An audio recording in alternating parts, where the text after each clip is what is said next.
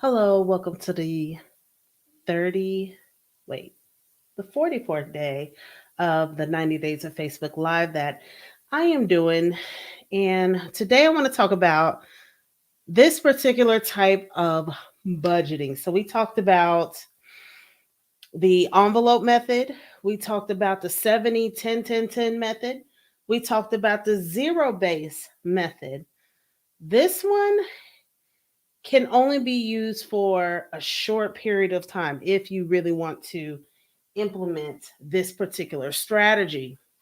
Most people will use this if they have a particular goal in mind. So, if they have like one thing that they have to zero in on and really focus, then this strategy is really good. I'm going to call it a strategy, more so like a tactic, and that is extreme budgeting. So, extreme budgeting, there are very like few minute people that do extreme budgeting for a whole lifetime, right? They're clipping coupons and getting hundreds of dollars back at the cash register, right? They're taking ketchup packets from McDonald's and they're squeezing into a bottle. You see people who actually live that lifestyle, right? Um, I think I saw on, I don't know, one of those talk shows where one of the guys took the toilet paper and like separated it double ply and made it single ply. Um, yeah, there were a lot of things. So this method isn't recommended for a long term, but it's recommended for a very short amount of time. Like if you're really wanting to focus and save up for maybe a vacation or save up for a trip or save up for something like a down payment of something, right? And so this extreme budgeting, I'll go through. It's almost like it's almost compared to extreme dieting, right? You have a short amount of time into your wedding or some type of event. So, or let's just say the time is short and you go to extreme dieting, right? So that's what this is, extreme budgeting. This is not something you would do for long term, nor is it something that's sustainable, but it's something you can do if you're really trying to achieve a goal. I've seen this possibly work if you are a single person with no kids, no family, like you can do it because maybe like you can do it because you're able to be flexible like that. So, it can look like you having a list of expenses, right? So you have your living expenses, maybe you're used to going to clothes. Like the main things that I see cut out for extreme budgeting are going to be anything that's extra. So this method, for a short amount of time, you cut out all fat. So what does that mean? That means that you get very disciplined, right? Because like I said, it's not sustainable. This is where you um cut down on anything you can cut down on. That could be memberships, that could be subscriptions, that can be um like all the discretionary expenses that aren't fixed and that you don't have to pay, you cut it out, right? All the Netflix, right? Like you even think about the gas that you're putting into your car, right? You go to fewer places, you don't even go out to eat, you don't hang out with friends because there's a particular goal that you're wanting to achieve in 1 or 2 months. Like there's a certain amount of money that you're wanting to save up. So you're having to say, okay, instead of going out to eat, I'm going to get groceries and I'm going to cook eggs every morning. And then I'm going to make a sandwich for lunch. And then I'm going to, like those things, right? Where you can get a big loaf of bread, right? And then you know how to make things stretch for, like I said, for a short amount of time.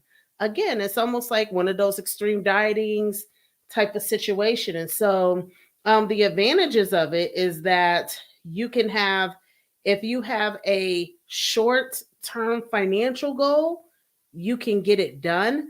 Again, it's not achievable in a lot of situations. I know that's something like you see people with families that do it, but if you're single, it's easy to do it, right? Because there's a lot of room for non essential expenses. So you can even cut it down in half. I remember There was a time when I was on unemployment a long time ago. So I had to just cut off all the fat and I stayed real lean, right? Real lean on my expenses. And so there's some people who could take it as far as, you know, moving out of your apartment and moving in with your parents again. Like that's so that's because they may be saving up for a down payment of a house. I talked to coworkers, right? Or people that I know that said, hey, my son or my daughter or even my parents, they're waiting for their home to be built. So they came in and moved in with me. So they're not having to spend money on when their house is built, right? So they're doing things that can really cut out any type of excess expenses, like anything excess that you think is excess, right? You cut it out. So you only keep what has to be required and what is fixed. Everything discretionary, you either chop it down or you just completely cancel it. So that's what extreme budgeting is. Again, not for a long period of time. This is for something like, and it's not really good for new budgeters, right? I wouldn't say this would be good for new budgeters, right? Because it's almost like a diet. I don't know if you guys have ever been on extreme diets, right? There was something that was really popular a long time ago, and I forget what it was, but it was like some type of drops they would do. They would do it for like 21 days, and they would drop like a whole lot of weight in a short amount of time. But after those 21 days, like they slowly get back to where they were originally spending. So that's why I said this is not necessarily what I call a strategy. It's just a strategy that's only meant for a short amount of time. So John and I did that for 3 years to pay for our house. Whoa. Yes, that is awesome to do the extreme budgeting, right? And so the thing is, with extreme budgeting, the number one thing that can help you stay on task is just what Renee did, like staying on task and keeping a goal in mind.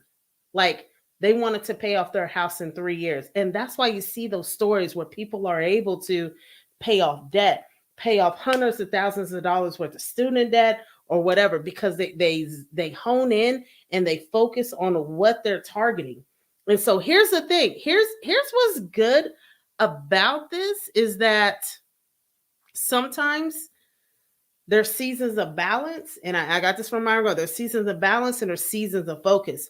Sometimes because you can foresee the future, you want to hone in on a particular type of debt or debt period. And so you do whatever you can to take care of that debt. That means you cut out anything extra. You go to the extreme.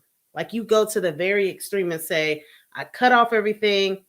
I'm not going to enjoy there. I'm not going to get the Starbucks coffee, right? That's where Dave Ramsey gets that from, right?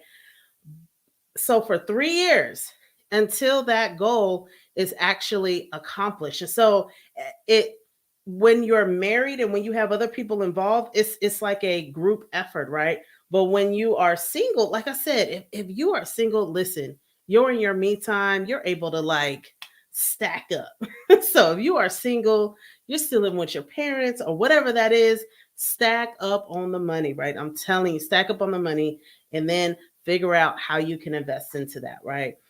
So this is where I do see extreme budgeting put into play is when there's a certain debt that they're wanting to pay off, right? I've seen it, student loans. I've seen it, like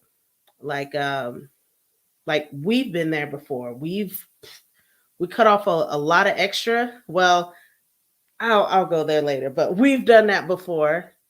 Yeah, we've done that before. So it's very important that you always keep the goal in front of you, your purpose, your why, and that's what can continue to keep going until that goal is accomplished. And so that can give you that financial freedom that you need.